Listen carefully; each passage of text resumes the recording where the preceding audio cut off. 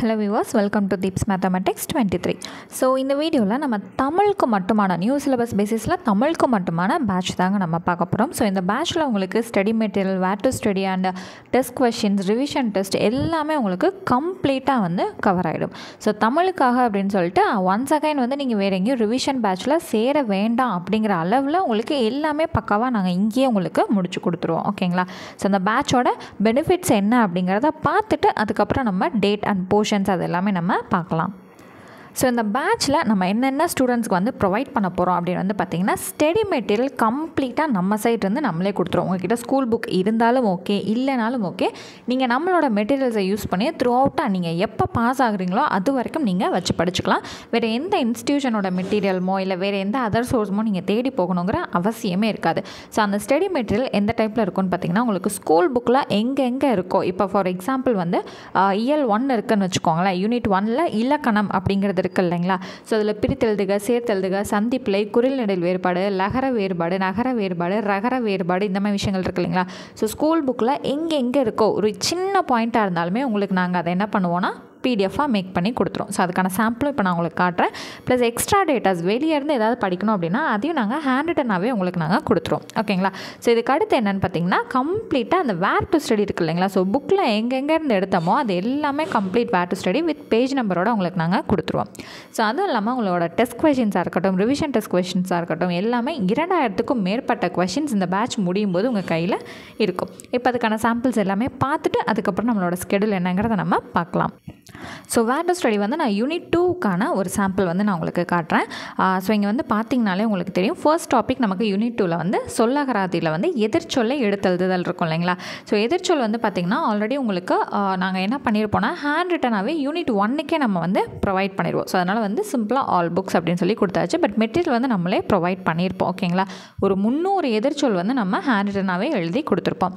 அடுத்து ஓரெழுத்து ஒரு மொழி, அதுக்கப்புறம் வந்து பார்த்திங்கன்னா அந்த ஓரெழுத்து ஒரு மொழியிலேயே வந்து பொருள் தருக அந்த மாதிரி டேட்டாஸ்லாம் இருக்கும் இல்லைங்களா? ஸோ அது எல்லாமே வந்து எங்கே இருக்குது அப்படிங்கிறது. நியூ புக்கு வந்து பார்த்திங்கன்னா ஃபுல் புக் வச்சுருக்கவங்களுக்கான பேஜ் நம்பரும் நம்ம கொடுத்துருப்போம். டேர்ம் புக் வச்சுருக்கவங்களுக்கான பேஜ் நம்பரும் நம்ம கம்ப்ளீட்டாக கொடுத்துருப்போம். ஸோ புது புக்கில் எங்கெங்கே இருக்குது, பழைய புக்கில் எங்கெங்கே இருக்குங்கிறத எல்லாமே எக்ஸாக்டாக நம்ம கவர் பண்ணி கொடுத்துருப்போம். அதே போல் தான் உரிய பொருளை கண்டறிதல் மற்றும் சொல்லும் பொருளும் அறிதல். ஸோ இது என்னென்னு பார்த்திங்கன்னா, செய்யுள் முடிஞ்சோடனே கீழே இருக்கக்கூடிய சொல்லும் பொருளும் படிப்போம் இல்லைங்களா? அதுதான். ஸோ இதுவுமே வந்து கம்ப்ளீட்டாக மெட்டீரியல் வந்து நம்மளே ப்ரொவைட் பண்ணிடுவோம். So 6th, 7th, 8th, 9th, 10th, 11th, 12th சொல்லிட்டு கண்டினியூவாக வந்து மெட்டீரியல் நம்மளே கொடுத்துருவோம். ஸோ அதனால் சிம்பிளாக ஆல் புக்ஸ் அப்படின்னு சொல்லி நம்ம கொடுத்தாச்சு. ஓகேங்களா? ஸோ அடுத்து பார்த்திங்கன்னா, ஒரு பொருள் தரும் பல சொற்கள், ஒரு பொருள் பன்மொழி. ஸோ இது எல்லாமே எங்கெங்கே கவர் ஆகுது, புது புக்கில் எங்கே கவர் ஆகுது. ஸோ இதே 6th, 7th அப்படின்னா ஃபுல் புக்கில் எங்கே கவர் ஆகுது, டேர்ம் புக்கில் எங்கே கவர் ஆகுது. அடுத்து வந்து பார்த்திங்கன்னா பழைய புக், ஓல்டு சமச்சீர் புக்கில் எங்கே கவர் ஆகுதுங்கிறது மாதிரி எந்த போர்ஷனில் கவர் ஆகுதுங்கிறது முதற்கொண்டு நாங்கள் உங்களுக்கு வேர் டு ஸ்டடி பக்காவாக நம்ம ரெடி பண்ணி வச்சுருக்கோம். ஓகேங்களா? ஸோ இது வந்து பார்த்திங்கன்னா யூனிட் 2க்கான வேர் டு ஸ்டடி தான். ஜஸ்ட் உங்களுக்கு சாம்பிளுக்காக நான் வந்து காமிச்சிட்ருக்கேன். ஓகேங்களா? ஸோ அடுத்து வந்து யூனிட் 1ல் ஃபர்ஸ்ட் டாபிக் பிரித்தெழுதுக இருக்குது இல்லைங்களா? ஸோ அதுக்கு கரெக்டாக ஃபுல்லாக வந்து மெட்டீரியல் நம்மளே வந்து எல்லாமே ஸ்கூல் புக்கில் இருக்கக்கூடிய எல்லா விஷயத்தையுமே தொகுத்து உங்களுக்கு ஒரே பிடிஎஃபாக நம்ம கொடுக்குறோம். ஸோ நீங்கள் திருப்பி ஒரு லெசனாக நீங்கள் திருப்பி படிக்க வேண்டிய அவசியம் இருக்காது. புது புக்கு பழைய புக்கு எல்லாமே நீங்கள் இந்த ஒரு மெட்டீரியல் ஃபாலோ பண்ணிங்கனாலே போதுமானது. ஓகேங்களா? ஸோ அடுத்து எதிர்ச்சொல் அப்படிங்கிறது வந்து பார்த்திங்கன்னா மொத்தமாக நம்ம வந்து ஒரு 300 எதிர்ச்சொல் வந்து நம்ம ஹேண்ட் ரிட்டனாகவே கொடுத்துருப்போம்னு சொன்னோம் இல்லைங்களா? ஸோ அதே தான். ஸோ இது வந்து உங்களுக்கு யூனிட் 1க்கும் வரும், யூனிட் 2க்கும் இதே தான் வந்து உங்களுக்கு தேவைப்படும். ஏன்னா எதிர்ச்சொல்லுங்கிறது புக்கில் இருக்கக்கூடியது 2 ஒன்று தானே. ஸோ அதனால் மொத்தமாக நம்ம கவர் பண்ணி கொடுத்தோம். ஸோ இதே போல் வேர்ச்சொற்கள் வந்து பார்த்திங்க அப்படின்னா ஒரு 220 வேர்ச்சொற்கள் வந்து உங்களுக்கு நாங்கள் ஹேண்ட் ரிட்டனாகவே கொடுத்துருக்கோம். ஸோ ஸ்கூல் புக்கில் இருக்கிறதும் உங்களுக்கு நாங்கள் அங்கே ஸ்டடி மெட்டீரியலில் கவர் பண்ணியிருக்கோம். ப்ளஸ் அது இல்லாமல் வந்து மொத்தமாக உங்களுக்கு படிக்கிறதுக்கு நீட்டாக இருக்கிற மாதிரி ஒரு 220 வேர்ச்சொற்கள் வந்து நம்ம ரெடி பண்ணி வச்சுருக்கோம். ஸோ இங்கே பார்த்தீங்கனாலே தெரியும், மொத்தமாக 220 ரெடி பண்ணி வச்சுருக்கோம். ஸோ இந்த ஒரு பிடிஎஃப்லேயே வந்து பார்த்திங்கன்னா உங்களுக்கு இந்த வேர்ச்சொல் வந்து எப்படி நம்மளுக்கு வந்து கேட்பாங்க அப்படின்னா, இப்போது வினைமுற்றிலேருந்து வேர்ச்சொல்லை கொண்டு வா, இல்லை இந்த வேர்ச்சொல்லுக்கான வினைமுற்றை கொடு, வினைச்சொல் என்ன, பெயர் சொல் என்ன, இந்த மாதிரி விஷயங்கள் எல்லாமே நமக்கு நிறையா கொடுத்துருக்காங்க இல்லைங்களா? அது எல்லாமே உங்களுக்கு ஒரே இடத்துல கவர் ஆகி வந்துடும். ஓகேங்களா? ஸோ அதை இங்கே பார்த்தீங்கனாலே தெரியும். வருதல் அப்படிங்கிறது தொழிற்பெயர்லேருந்து வேர்ச்சொல் என்ன அப்படின்னா இந்த வா அப்படிங்கிறது. அடுத்து வந்தனன் அப்படிங்கிறதுக்கான வேர்ச்சொல் வந்து என்ன அப்படின்னா வா. ஸோ இந்த மாதிரி வந்து பேசிக்கான விஷயம் எல்லாமே உங்களுக்கு ஒரே இடத்துல கவர் ஆகி வந்துடும். ஸோ அடுத்து வந்து இந்த லகர வேறுபாடு, நகர வேறுபாடு, ரகர வேறுபாடு இது எல்லாமே வந்து பார்த்திங்கன்னா நம்ம தனித்தனியாக பக்கம் உங்களுக்கு ஸ்கூல் புக்கில் இருக்கிறதுமே நம்ம கவர் பண்ணி கொடுத்துருப்போம். அது போக மொத்தமாக வந்து உங்களுக்கு ஒரே பிடிஎஃபாகவும் நம்ம கொடுப்போம். மொத்தமாக வந்து பார்த்திங்கன்னா நம்ம எவ்வளோ ரெடி பண்ணியிருக்கோம்னா 490 இந்த வேறுபாடு வந்து நம்ம ரெடி பண்ணி கொடுத்துருக்கோம். ஓகேங்களா? ஸோ கம்ப்ளீட்டாக ஒரு 490 வந்து நம்ம கையில் இருக்குது. ஸோ அதே போல் அயர் சொற்கள், இந்த தமிழ் சொல் இருக்குது இல்லைங்களா, அது வந்து நம்ம ஒரு 200 ஹேண்ட் ரிட்டன் பிடிஎஃப் வந்து நம்ம ரெடி பண்ணி வச்சுருக்கோம். அதாவது 200 சொற்கள் வந்து நம்ம ரெடி பண்ணி வச்சுருக்கோம். ஓகேங்களா? ஸோ இப்போ இது வந்து பார்த்திங்கன்னா நம்மளோட ஸ்டடி மெட்டீரியல் வந்து பார்த்தலாம். ஸோ சந்திப்பிழை, ஸோ பிரித்தெழுதுக்கு நம்ம தனியாக கொடுத்துட்டோம், சேர்த்தெழுதுக்கு தனியாக கொடுத்துட்டோம். அதுக்கடுத்து சிலபஸில் பார்த்திங்கன்னா சந்திப்பிழை, குறில் நெடில் வேறுபாடு இருக்குது இல்லைங்களா, ஸோ அது எல்லாமே வந்து கட் காப்பி பண்ணி உங்களுக்கு பிடிஎஃபாக ரெடி பண்ணி வச்சுருக்கோம். ஓகேங்களா?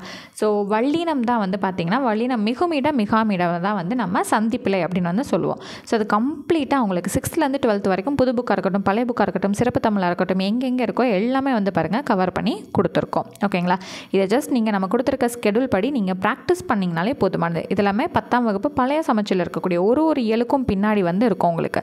ஸோ பார்த்தீங்கனாலே தெரியும், இங்கே 2 இங்கே 3ன்னு சொல்லிட்டு வெறும் ஒரே ஒரு கொஸ்டின் மட்டும்தான் நம்ம கவர் பண்ணியிருப்போம். இது எல்லாமே 10th ஸ்டாண்டர்ட் பழைய புத்தகத்தில் இருக்கக்கூடிய இயல் 1, இயல் 2, இயல் 3ங்கிற புக் பேக்கில் எல்லாமே வந்து உங்களுக்கு வெறும் ஒரு கொஸ்டினாக இருக்கும். அது எல்லாமே ஒன்று கூட மிஸ் பண்ணாமல் உங்களுக்கு நாங்கள் எடுத்து கொடுத்துருக்கோம். ஓகேங்களா? இது எல்லாமே என்னதுங்க சந்திப்பிழைக்கானது. ஸோ இதெல்லாம் பார்த்திங்கன்னா பழைய சமச்சீர் 11th 12th இருக்கக்கூடியது.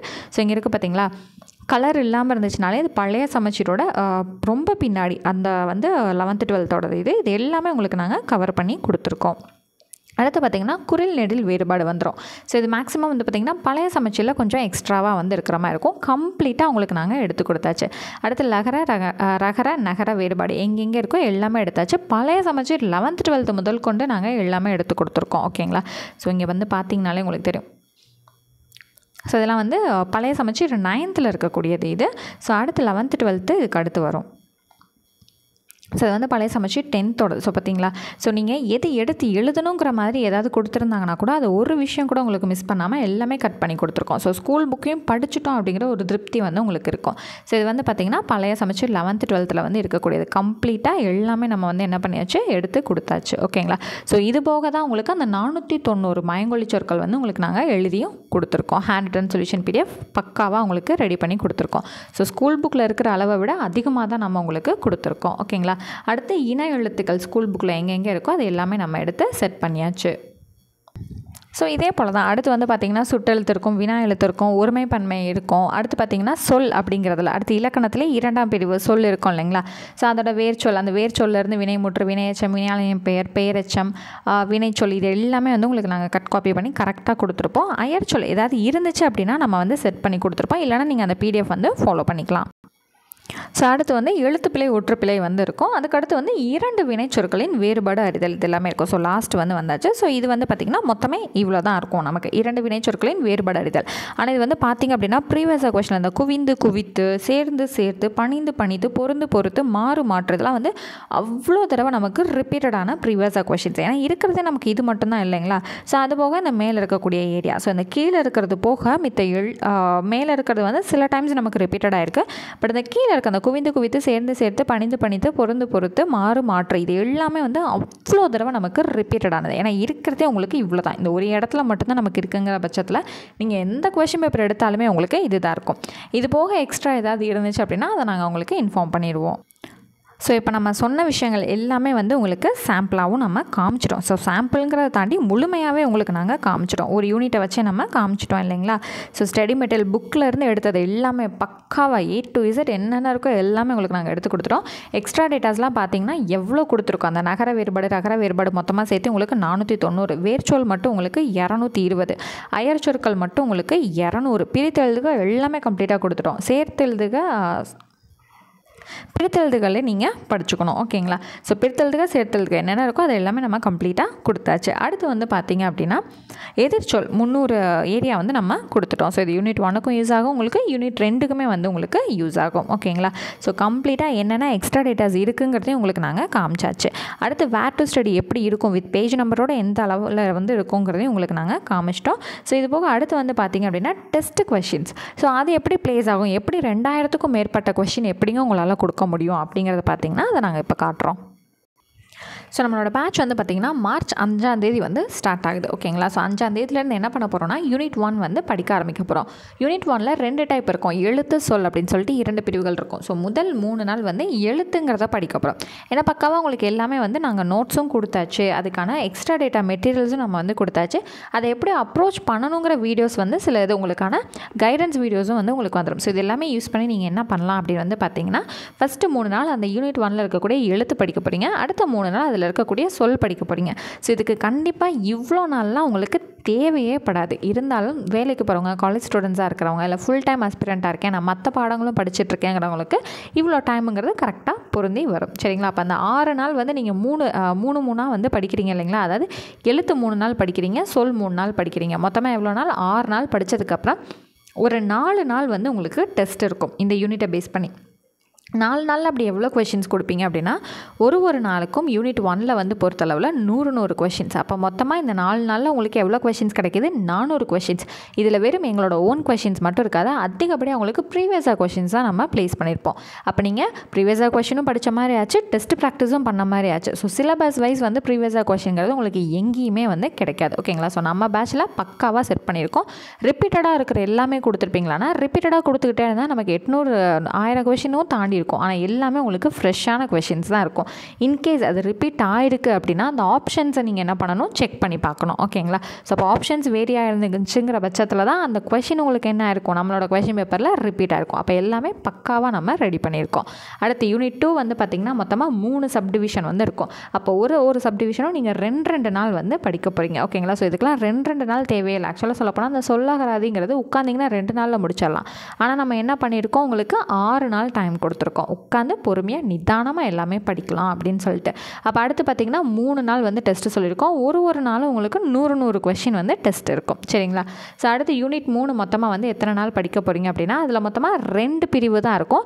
அதை முதல் பிரிவு 2 நாள் படிக்க போகிறீங்க, 2வது பிரிவை 3 நாள் படிக்க போகிறீங்க. 5 நாள் டைம் எடுத்து படிக்க போகிறீங்க.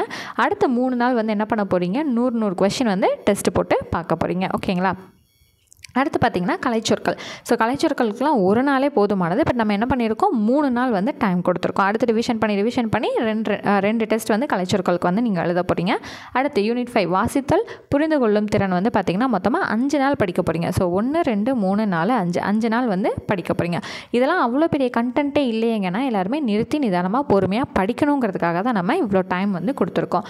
ஸோ அடுத்து வந்து பார்த்திங்க அப்படின்னா 2 நாள் டெஸ்ட் வந்து அட்டன் பண்ண போகிறீங்க. ஓகேங்களா? அடுத்து வந்து எளிய மொழிபெயர்ப்பு வந்து பார்த்திங்கன்னா 2 நாள் படிக்க போகிறீங்க, 2 நாள் டெஸ்ட் எழுத போகிறீங்க. ஓகேங்களா? ஸோ இந்த இதெல்லாம் யூனிட் 4 5 6 இது எல்லாமே வந்து ஒரு நாளைக்கு 100 கேள்வியாகவும் இருக்கலாம், இல்லை ஒரு நாளைக்கு 50 கேள்வியாகவும் இருக்கலாம். ஓகேங்களா? சரி, அப்போ அடுத்து வந்து யூனிட் 7 வந்து பார்த்திங்கன்னா முன்னாடி தான் நம்ம இந்த இலக்கியம், தமிழ் அறிஞர்கள், தமிழ் தொண்டெல்லாம் ரொம்ப நிறையா படிக்கிற மாதிரி இருக்கும். ஆனால் இப்போது இந்த யூனிட் 7மே நமக்கு என்ன ஆயிடுச்சு? போர்ஷன்ஸ் வந்து ரொம்ப கம்மியாயிடுச்சு. இருந்தாலும் நம்ம என்ன பண்ணியிருக்கோம்? ஒரு இலக்கியம் வந்து 2 நாள் படிக்கட்டும், தமிழ் அறிஞர்கள் 2 நாள் படிக்கட்டும், தமிழ் தொண்டு 2 நாள் படிக்கட்டும் அப்படிங்கிறதுக்காக உங்களுக்கு மொத்தமாக 6 நாள் வந்து டைம் கொடுத்துருக்கோம். ஓகேங்களா? ஸோ கீழே 4 நாள், இங்கே 2 நாள், மேலே 2 நாள் இருக்குது, 6 நாள் வந்து டைம் கொடுத்தேன். அடுத்து என்ன பண்ணியிருக்கோம்? 2 டெஸ்ட் வந்து நம்ம கண்டக்ட் பண்ண போகிறோம். ஓகேங்களா?